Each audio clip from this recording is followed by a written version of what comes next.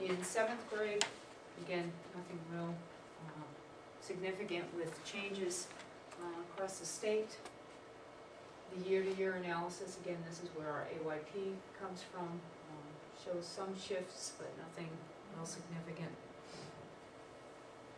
And then they, as a cohort,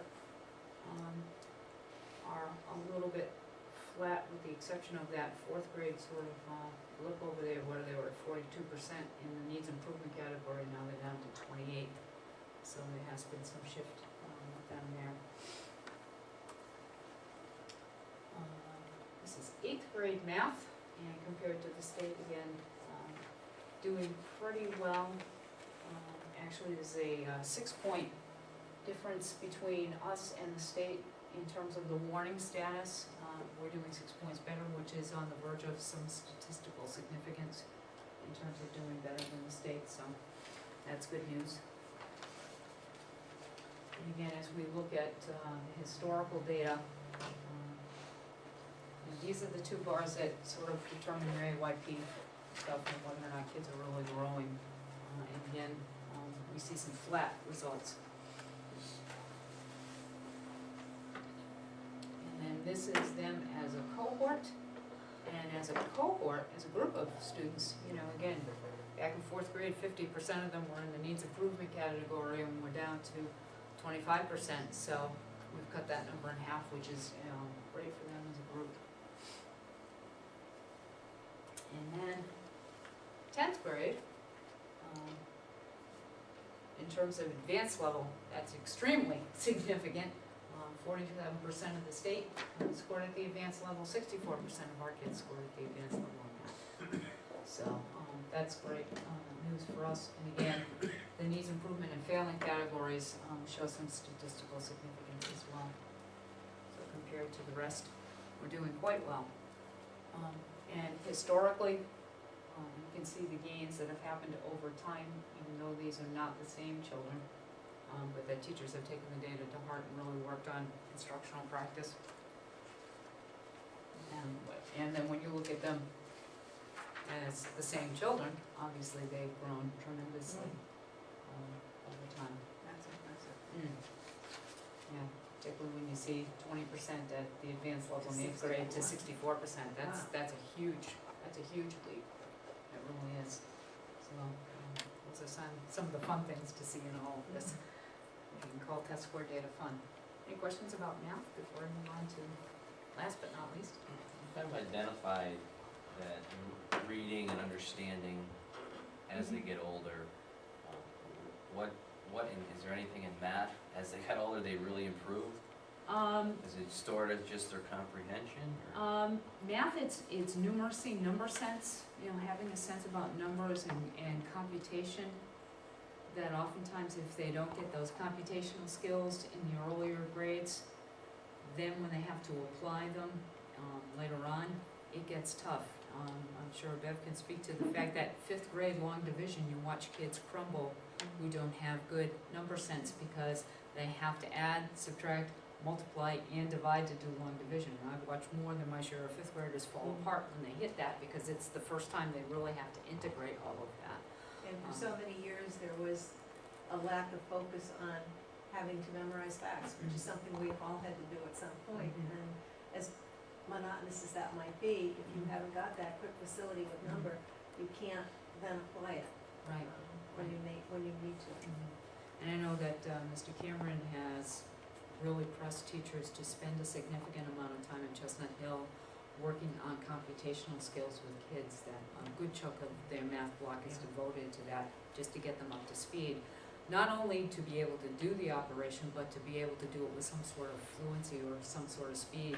There's an old thing called the Mad Minute. And actually it's coming back into vogue because it's sit down and how many problems can you do in a minute and get kids to be speedier at being able to do computational stuff. You know, that sort of went by the wayside along with memorizing facts, and it's now coming back as an instructional piece to be able to do, is just to see how much you can do, you know, how quickly you can do the problems and develop that fluency that you need, so when you get to, you know, quadratic equations, you're not trying to figure out what the square root of negative b or whatever it is, you know, that you need to do, that you can be able to. Is it also because, this also shows that we've had 5 years to align our curriculum with the frameworks? So that when these kids were in 5th or 6th grade and we did testing on them versus now in 10th grade, they've been working on MCAS type stuff for a significant period of Yeah. time now. So there's Yeah. much more alignment in the district with what the frameworks are than there was 5 or 10 Right. years ago. One of the things with the Massachusetts frameworks over time is that all of the standards have been clumped. So Yeah. you get, you know, like K through 4, 5 through 8, and 9 through 12, and then teachers sort of were trying to figure out what grade levels they belong to, or their best guesstimate based on what they were seeing from Right. MCAS released items. The state has now migrated towards specifying what the standards are by grade level. Right. So it takes the guesswork out of that whole thing, so that as we begin to work our way through curriculum development, it's gonna make our jobs easier in terms of, rather than guessing, gee, I think that belongs in 4th grade, or I think this belongs in 6th grade, we're actually gonna know those things up front, and I think that's gonna be immensely helpful to teachers as they begin to roll that stuff out. The English language arts framework is in draft form on the state's website. I have not seen the others yet, but they're out there being worked on, so hopefully within the next few months we'll see those come out, and that will be very helpful to this whole process. Last but not least is science. Science is not tested at all grades, it's only tested in grades 5, 8, and 10. The federal statute requires that we test in every grade 3 through 8, and then again at grade 10, science is a little, in English language arts and math, science is a little bit different. So, 5th grade is the first year that they ever get tested in science, and in terms of our relationship to the state, we have some work to do. And oftentimes, science is one of those discipline areas where you need to have reading and you need to have math skills present, so if you're breaking down in some of those other areas, it may actually manifest itself a little more in this area.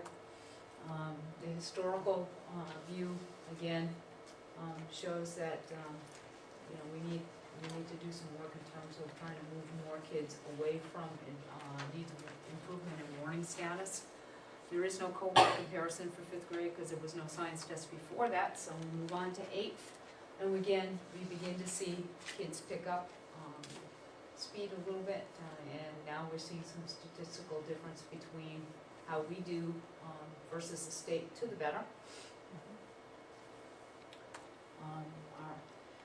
Our yearly analysis, again, shows some flatness in terms of that kind of thing.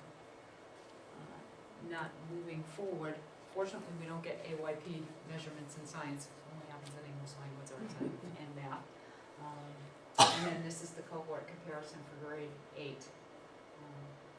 Again, it shows that you know, it's an area we need to work on, and I think the new state framework will help us with that for sure.